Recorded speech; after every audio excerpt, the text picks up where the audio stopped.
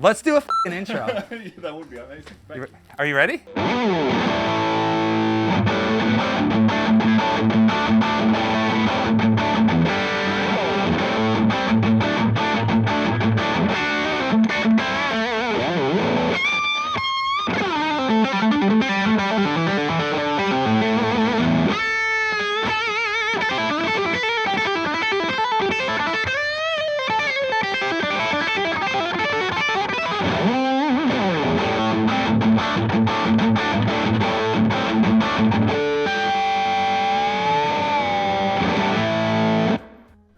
Holy shit. Whoa! What's up, everyone, and welcome to Coffee with Ola. Today with Jared James Nichols. Thanks for having me, man. Dude, a pleasure. Yeah. It's probably the most rocking intro I've ever had. Come on, baby. In one of these shows. And, dude, I'm just mesmerized by your right hand. It's weird, right? It is. No pick. No pick, no nothing. We're just jumping straight into Let's just go for it, man. analyzing. This is awesome. You know, because this is what interests me the most. It's just like, okay, you got this technique, you make it your thing, and you make it happen, and it's just so freaking cool. Mm-hmm. And like the way you do the rhythm. Yeah. Let me see. Like sometimes I see you. It's almost like you're holding a pick. But it kind of is, but it's like my index like supports the thumb. Okay. So if it's like my thumb's the world's biggest downstroke. So it's like if I turn this on and we go, it's like I cup it, right? Yeah.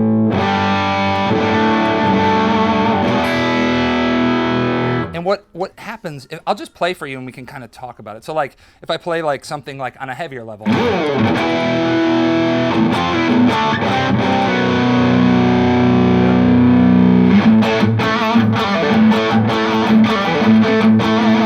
So I'm not really using the index, I'm using my thumb, but like, almost like bracing it. Right. And then, you know, if I want to play like another kind of riff with a few notes in it, my index turns into my upstroke. Okay. So it's like,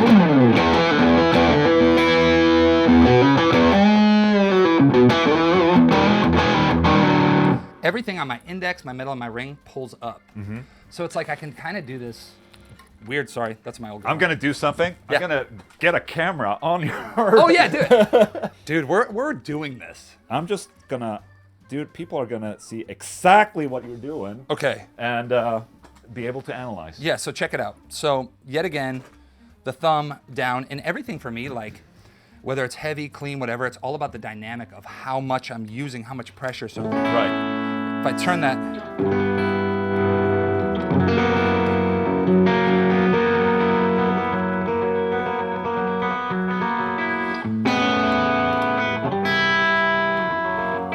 And you can hear that when I use my my nails, it creeps up. But it's almost this pull-up technique. And then if I'm playing.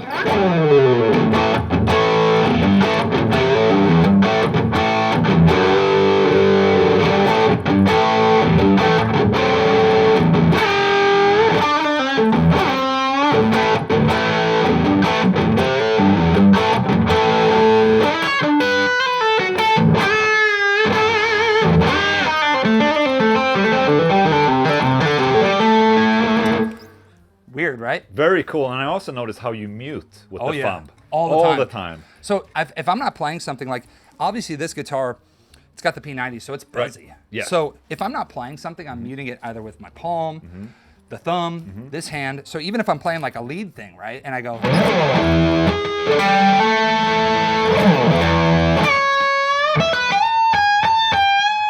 That thumb. I see.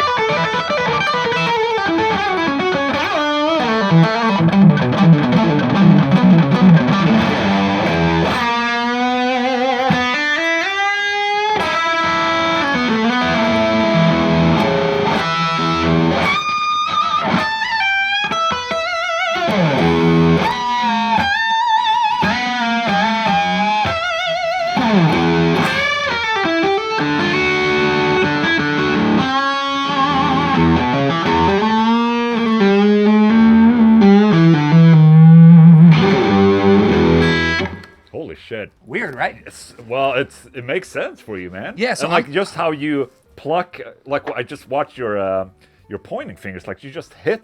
Well, you see this mark? Yeah. That's literally from that pick, that pull up, right? Like. Oh, okay. I find that with this style, it's really like I was saying, if I wanted to play more like chicken pick and stuff. Right.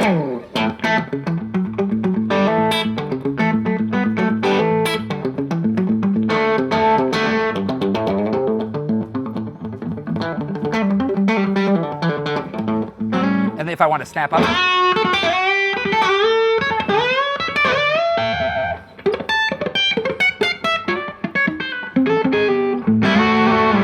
And then as I roll the volume up, I can get more of the crunch, right?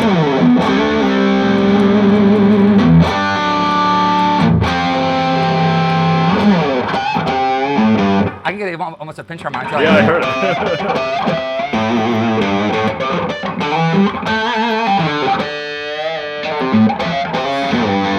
it. Do you use any nail at all, or is it like all flesh? It's mostly all flesh. Yeah.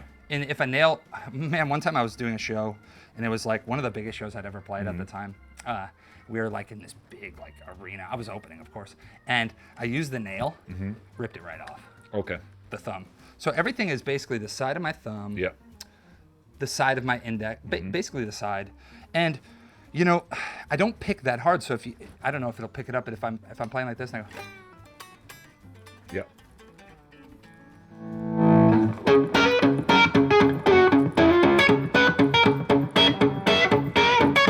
I can do a bunch of weird stuff. Like a.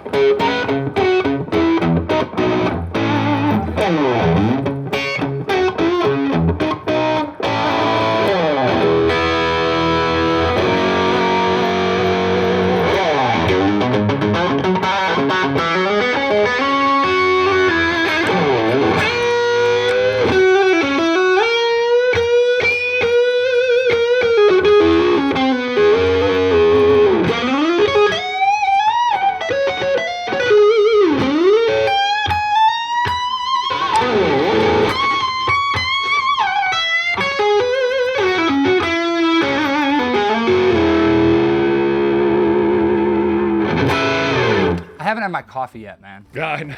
Usually when I do these, I usually ask a couple of questions before we Get into it. Absolutely. No, but I want to go back and talk about this later, but I would like you to introduce yourself to my audience. Hello, everyone. Because my audience is very metal-oriented. Yeah, totally. I think everyone knows who you are and have seen you. Yeah. I mean, if you watch YouTube, you've been there. Yeah, I man. mean, everyone has seen you. So tell us a little bit about yourself. Yeah, so I'm Jared James Nichols. I go by Jared. You don't have to use all three names. It's totally whatever. But I'm from Wisconsin originally. Started playing the guitar when I was 15. Never, ever, ever thought that I would be like a touring or a guitar player, you know. Right. Maybe like yourself, it was like, yeah, that'd be cool someday. But I grew up basically. That wasn't your dream, or? Man, I didn't really dream that far. Okay. Because I didn't know anyone in the industry or anything. And but when probably like everyone watching this, when you found the guitar, you got the bug. And then I was like, I got to figure out how to do this. So as of now, I have been on the road for like 44 days across Europe, traveling with my band, doing my first headline run. It's been great.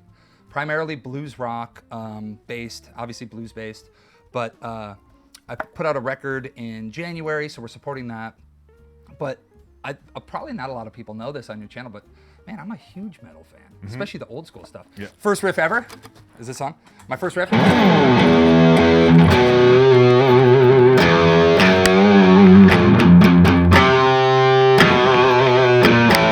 So I loved, yeah, so anyways, but I've been able to tour with everyone from Zakk Wylde and Black Label, open up for Pantera. I love all that stuff. And, you know, I can't hide that I was born in '89, so growing up I listened to grunge and, you know, it all comes through. But when I found blues, when I found that kind of style, I just latched onto it, man. But why, when did you decide that you're not going to use a guitar pick, for instance? Because, I mean, a lot of these metal bands, I mean, Oh yeah, it's all guitar pick. Totally, man. So for me, I'm left-handed. Okay. So when I first picked up a guitar, I remember my parents, they said, if you learn a riff or whatever, we'll get you an electric guitar. We had this old acoustic. Okay. And when I picked up a guitar, I held it like this. Yeah. Strings upside down. Yeah. And I had a little guitar pick, and I was playing, right? My first guitar came with a lesson. And I walked in, man, and I love this guy. Still to this day, his name's Craig Freemuth. I remember, man, he did a dive bomb, and he started to tap like Eddie. He had a Kramer Bumblebee, and I was like, Holy, can I swear on here? Yeah, of course. Holy shit, dude. He was like, it was like one of those ones where it's like, Yeah. whatever. But he ends up doing this, and I'm like, can you teach me how to do that? I'm 15 years old. And he ends up, I'm holding my guitar like this. Yeah. And he goes, first thing he said, dude, you need to flip your guitar. He's like, if you're gonna be a guitar player, if you try and do lefty, you're gonna have the hardest time finding guitars. It's a right-handed world. Yeah. And at the time I was like, yeah, for sure. And he hands me a guitar pick. And I start playing, and I'll tune this back up. And he teaches me how to play. And it was so hard with the guitar pick. I just like couldn't get it. Okay. Right? And I started to basically put the guitar pick there and use my fingers. Oh, okay. And I stopped using a guitar pick probably about a year after I started playing. Okay. So when I was like 17-ish, I was like, yeah, I don't want to use a guitar pick. And so many people were like, man, you're not going to be a great guitar player if you don't use a pick. But for the style I was going for and that kind of sound, I really gravitated towards it. And it's kind of like your fretting hand where I wanted to feel the strings underneath my hands. And there's something, like I was saying to you about the sensitivity, where it was like how hard you pick.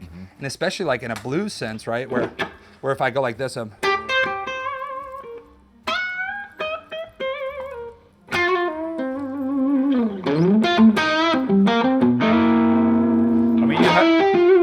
you have complete control over your dynamics. Right. Like, so it makes all the sense. Yeah. Actually. And no one taught me necessarily. I just would, I was listening to everything. I was listening to everything from all the blues stuff, country, jazz, the rock stuff, metal stuff, and I was just kind of trying to come up with my own version of how to put all that together. Yeah. It's weird, man. Like most people when they watch me play, they're like, what? What's going on? Do you ever miss a guitar pick? Not really. I mean, there's some stuff though that simply, especially on like a heavier side, I simply couldn't do. Yeah. Especially like the cut. But I'll get called in for like session stuff when I'm at home, and there'll be riffs that I'll play with a pick. You got a guitar pick on you?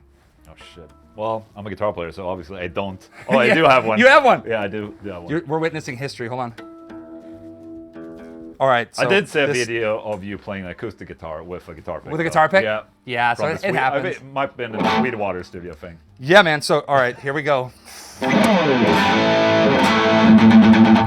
I can't do it. Oh, really? It's hard. If I do it, it's not good. Wow.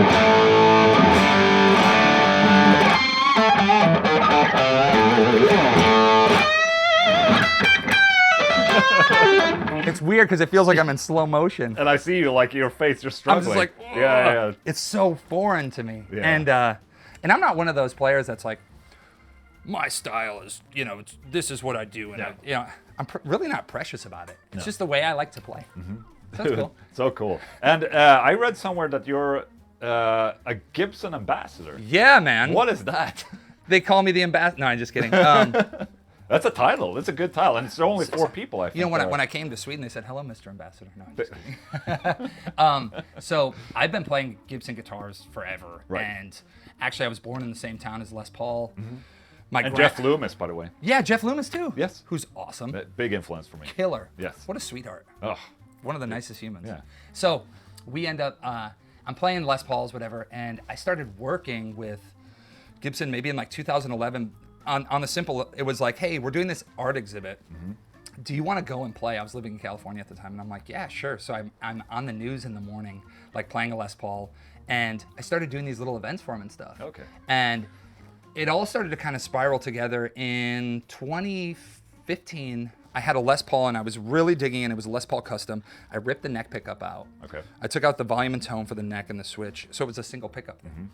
People really gravitated towards it. They were starting to make like custom ones from like one of the guys from Leonard Skinner, John Norum from Europe, all these different people. Anyways, they're like, hey, we want to make a signature model for you because that guitar is so cool. And I was like, are you sure? Like me? So they made an Epiphone, and it was called Old Glory. Yes. And that guitar did so well. And then we followed it up with Gold Glory. We just added the G, made it gold. And we have another one coming out November 14th, a Pelham Blue version. And I was able to do a pickup with Seymour Duncan. We added some more features to it. But I remember, here's the story. I was hanging out. This was in the middle of the pandemic. I got a call from Cesar at Gibson. He goes, "Hey man, what are you doing?" I'm like, sitting at home. What's going on? And I'm in Nashville. And he goes, "I have Greenie." Oh shit, yeah. And I was like, "Okay." He's like, "Do you want to come over and play it?" You know, so I go over to his house and he goes, "Hey, I have to go pack. Greenie's in the case. Just plug it in or whatever, you know." So there I am, and all of a sudden it was like I opened the case. Oh. Yeah. So we're hanging. I played Greenie for like 5 hours. Sure. You know, I don't personally know Kirk. I've never met Kirk or anything, but Cesar sent him a video, and Kirk gave his blessing for me to play the guitar. So I was like, very nice, sick. You know. Awesome. And anyways, we were talking about like, you know, the future, what I'm up to and everything. And just in passing, I said, "Man, you know, I love working with Gibson so much." And I said, "Someday, you know, I'd like to become like, you know, like Slash, like a brand ambassador." I'm thinking down the road, you know, build up my career. Yeah. Within 24 hours, Cesar's assistant was calling saying, "Hey, we think this is the right move now."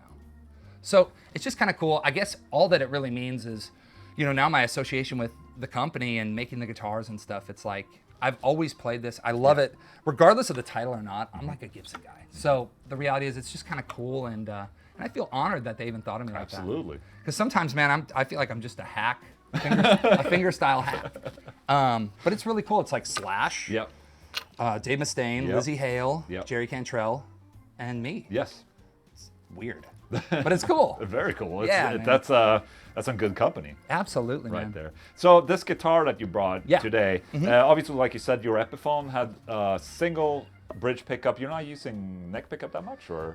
You know, now I've been incorporating it more, especially on like lead stuff. Okay. But what I found with my fingers too, when I'm playing kind of rhythms, unless they're super clean on the neck pickup, it just kind of gets muddy. Okay. You know, it's just the Too way I much. play. It's too much. Yeah. So with, you know, I got to play a little. With this, if I'm on my bridge and I go, okay, cool, right? If I come down here, but if I'm doing lead,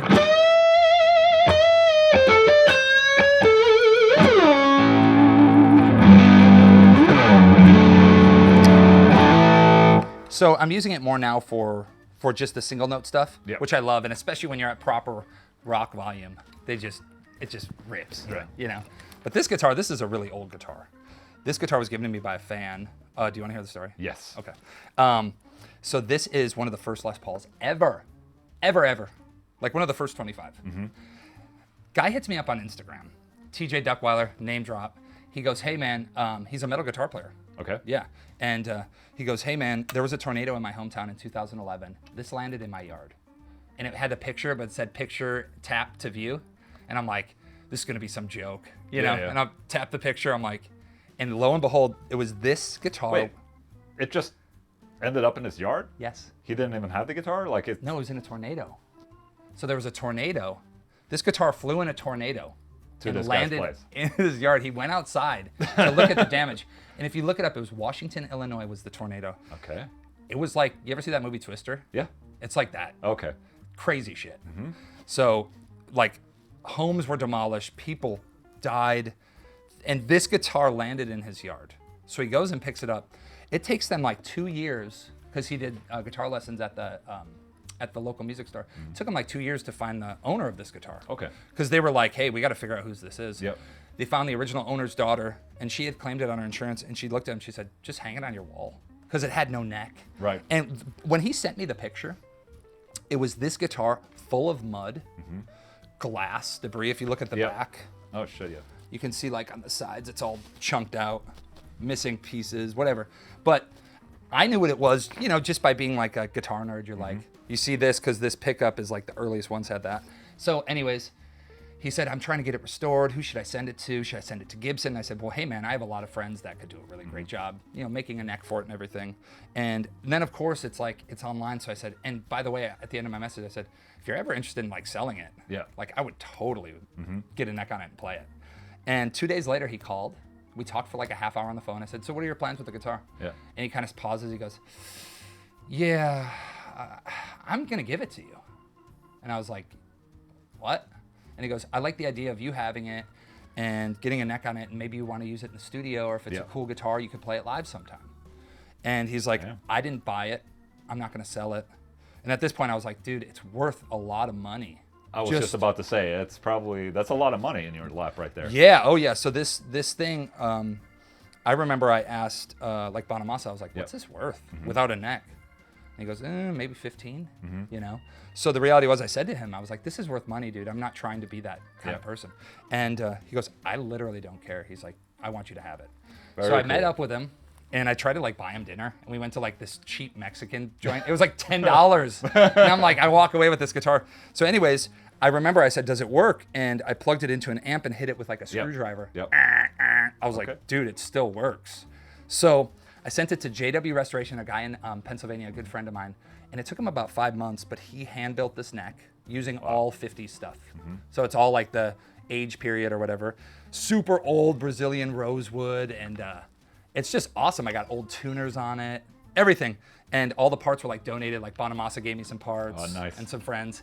And I remember, you'll like this story. So I was on tour with John 5, opening up for John, and it was 2019. And I remember we were right next to where this guy lived. It had been like 6 months. And I was like, dude, can I get the guitar? You know, I'm like, ask him, is it almost done? He's like, oh, I'm trying to get the neck set right, blah, blah, blah. Because if you see, he actually used the old heel where it broke. Oh, yeah. And he like literally forensic file graphed it. Oh, no. So it's crazy. It's a lot of work. It's a lot of work. And he goes, it's not done. And I was like, I'm gonna be there in 6 days. I just really wanna get this guitar. So I get the guitar, and I remember like, dude, I'm not the smallest person ever, but like I was like a bull. I was like, everyone out of my way. Like I'm going straight to my amp. I need to plug it in. And he goes, I hadn't had any time to check the electronics. He goes, I don't know if it worked, you know, because this thing had definitely had water damage, you know. And I'll never forget, I was like, I might plug it in, it might be just dead or just And I swear on my life, I plug it in and I went like this. I was like, oh shit, that pickup works. And then I went here and I went. And then I started to like mess around and I went like.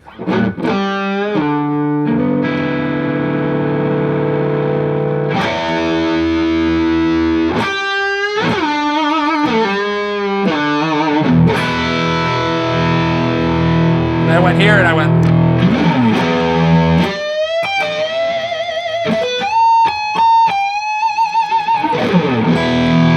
The middle.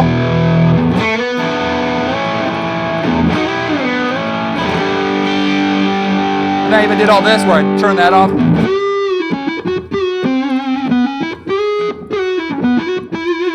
So these electronics have never been touched. And like no nothing noises, no like nothing. Okay. I mean, it's an old guitar, so if I put this on, it's just, it is what it is. Is that also the pickups? Is like those old soap bar? You can talk through the pickup. Right. So you can't really hide. Dude, we've been doing more pigs in the set, and I'll do, and I'll, Satan laughs, and people are like, what the fuck is he doing? But it's just a beast guitar. But it's not for everyone, right? It's old, it's quirky, it makes noise. Yeah. But there's something special for me. Of course. Where.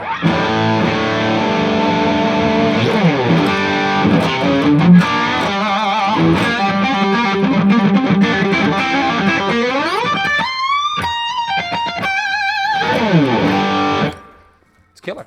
Dude. So then, here's the last part of it. The pots, that's the only way we could get the date of what it was. Okay. And they were from 1951.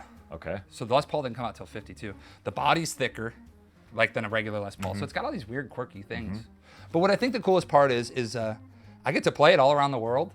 Some people would leave it at home. Yep. But I'm just like, no, man, let's just play it. Yeah, that's cool. Will it chug? Oh, well, try. I can't chug. You can. You want to chug? Yes. Go. I don't know what I'm doing. What do you need me to do? No. Oh, here. Switch the shout.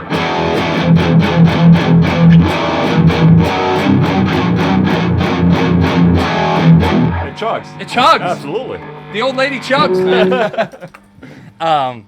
Yeah, but it's just a really fucking cool guitar. Yeah. And for my style, I just love playing it. Do you tend to like want pickups like this that are a lot more responsive in terms of the guitar itself that fits your playing better? Yeah, for sure. Okay. For sure. And here's the thing, like Zach, when I toured with Zach, he hooked me up with his Wild Audio stuff. Yes. With EMGs.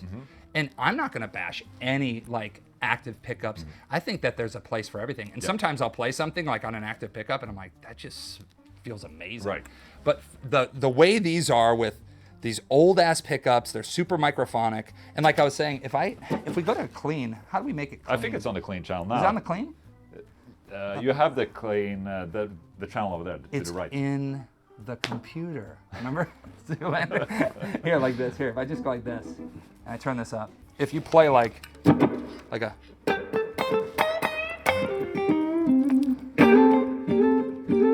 I know that we're not meddling out, but it has more.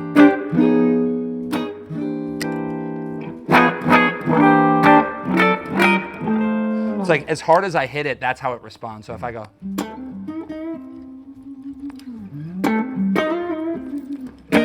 I think it's just because it's old and the magnets are really weak. Yep. And it's just a different experience. But do you feel like you need, like, if you're not playing this guitar or pickup, do you feel that you need a higher output pickup for playing? This guitar has such low output that if I switch it, like let's say even to one of my Epiphones, I remember when I was on tour with Zach, I would play a wild audio during a song. Dude, the difference in sheer power and volume was so crazy that I had to I almost had to come back to the amp and dial it down. Yeah, they're just old and weird and quirky, but there's still something special about them. Cool. What do you think about single coil? Are you into that? Yeah, totally. Yeah. Well, my first ever love was a Strat. Okay. Because when I found a Strat, I was like, man, this sounds great. But I never was into the playability. I don't know, when I played a Les Paul, I was like, oh, this feels great. And I like the sound of the Strat. I think that's why I gravitated towards the P90s. Because I feel like I can get all of that kind of chimey, sparkly tones. And then when I roll it up, it gets almost like an aggressive humbucker. And these pickups to me are the best because you get all the shades. Like I said, man, it's so pissed off.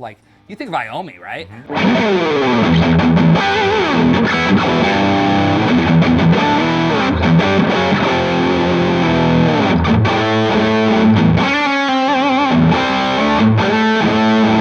It's just really nasty.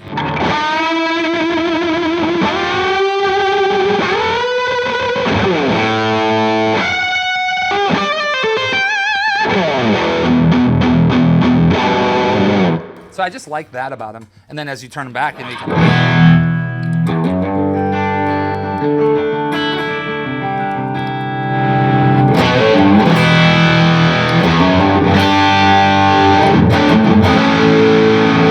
All right, I'm done boring you. No, dude. I'm just letting you do you. It's perfect. It's making the content by itself. Basically. Awesome. So you just released a cover actually of an Alice in Chains song, Man in the Box. Is that a big influence for you? Or Totally. Okay, Jerry Cantrell and Lane Staley.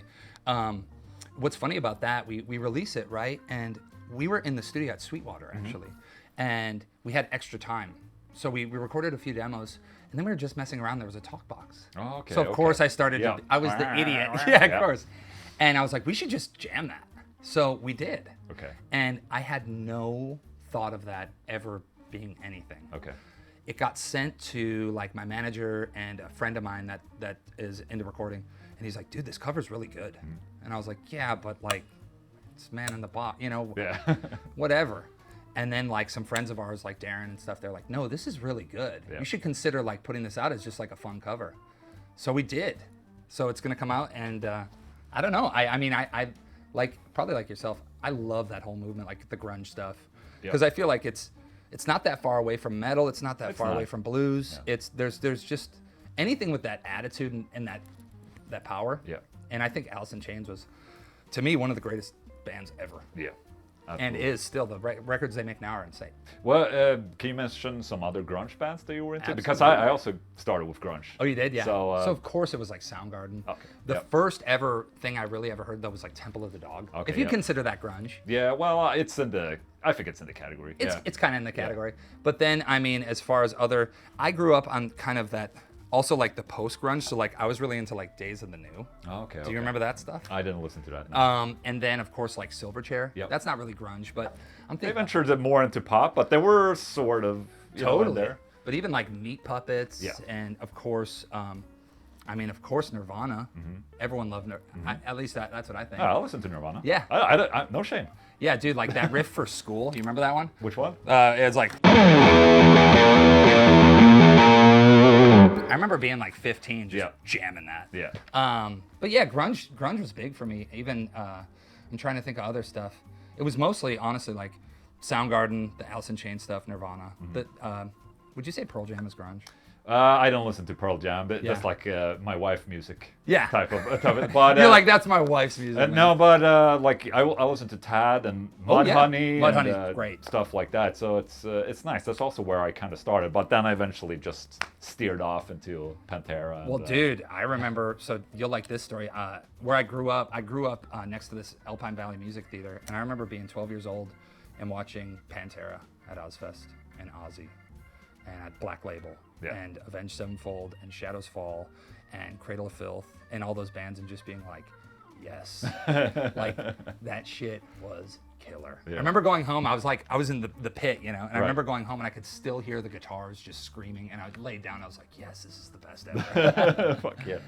Awesome. Okay, let's go back to your finger technique. Yeah. And I'm going to make sure this is fucking dead on. Dead on, baby. Because no, it's just really interesting, and just as I watched a couple of videos yesterday, and and immediately I took up the guitar and started. You're messing around with the we're just playing with the fingers. And how is it like when you practice this? Yeah. You know, if people want to get into this. Yeah. Did you practice with metronome? Like, how do you get like the rhythm? Yeah, it's a lot easier on the guitar pick. You go up and down, and alternate picking and all. It's very. It's kind of militant, right? Yes, very much so. So how I started to practice it, it was as simple as, it's almost like you have to get your. I'm gonna do it a little cleaner, but you have to get your hand to lay right. So for me, it's always like my palm is laying across the bridge, and I don't think it's not just because it's a Les Paul. I think on any guitar it will transfer. But like an anchor, you mean? Yeah, like an anchor.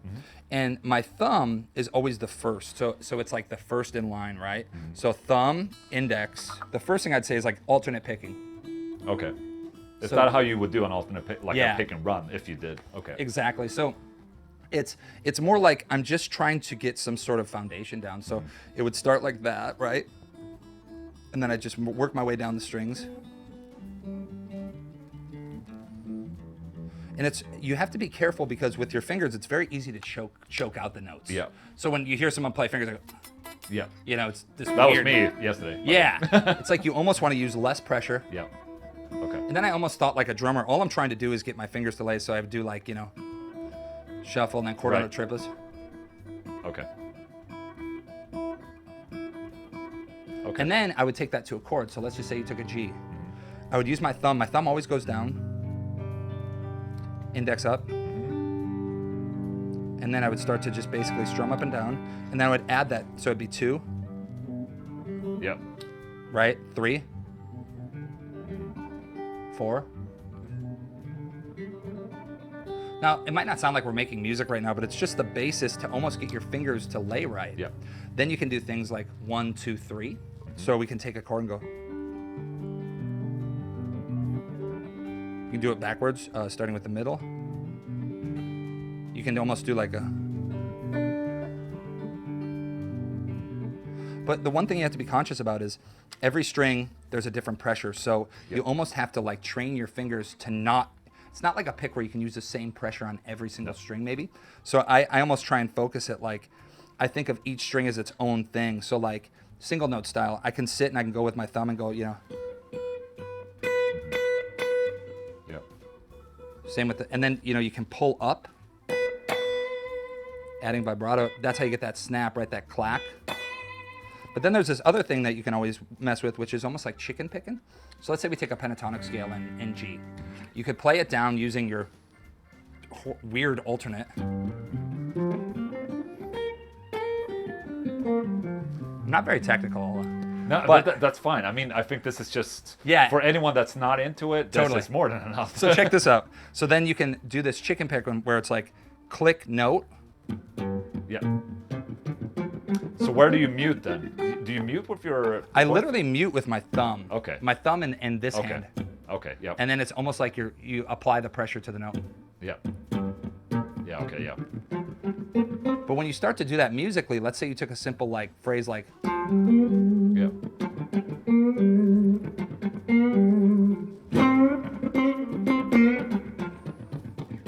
you know,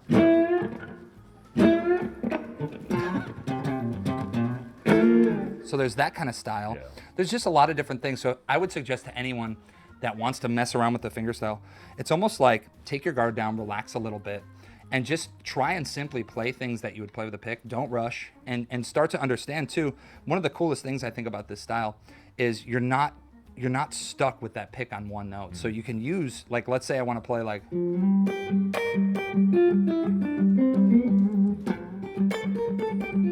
Yeah.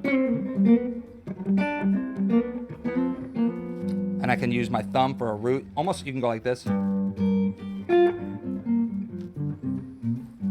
But you just have to be creative. And like I said, no one really taught me how to do any of the things that I practice. It was almost like I just kind of did them out of need. And then once you start to add overdrive, it's a whole other beast. You really have to, like you were saying in the beginning, you have to focus on your muting, you know, only playing what you really need. And it's a really weird style, but there's something that, like, when I picked up the fingerstyle, it was almost like I could play things that were really simple, but I could play them 10 different ways. So like if I had a simple lick like,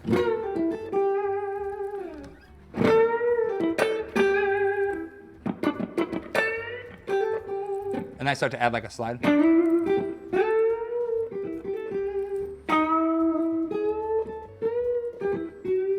You can just do so much random stuff. But yeah, thumb always down, index, middle, and ring always pulling up. And it's just a really, it's a cool, different way to look at the guitar. Yep. Yeah. Yeah, very cool. I'm thinking also because a lot of people utilize like hybrid picking. Yeah. And I mean, they lock up the thumb and the pointer finger and basically work the other ways up. So Totally. And I think that's maybe what I'm trying to do when I use my Right. finger. It's like I don't want my thumb to just, so it's like that's my little brace. Ugh. yeah, So it's kind of cool. very cool, dude. Do you want to do an outro? Of course I want to do an outro, dude. Come on, man. I got to turn it back down. Okay, I'm going to do an outro. Thanks for having me. Oh, dude, pleasure. This was easy. Thank you, Enjoy brother. it. No, Good coffee, thank too. you. Oh, thank you.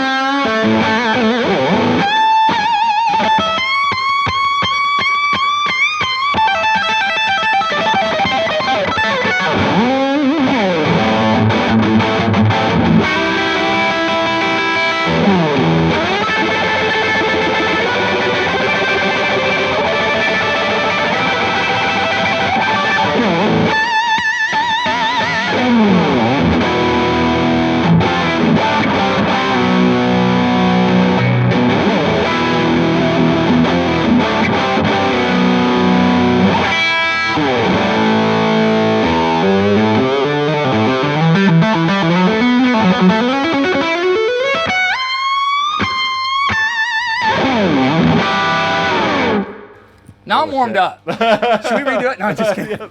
Dude, thank you so much. you so Dude, much, man. if one thing, just watching you play, it's just very, it's very engaging. Thanks, like, man. I mean, with a guitar pick, you know, it's kind of stale, but this, like, you're playing with the whole guitar, and I really appreciate that. That's Man, just, yeah, I'm just trying to have fun. yeah, Like, I think a lot of people, one last comment is, music, it gets so competitive. yes. And for me with guitar, I always like to take my guard down and just say, man, this is the funnest thing in my life.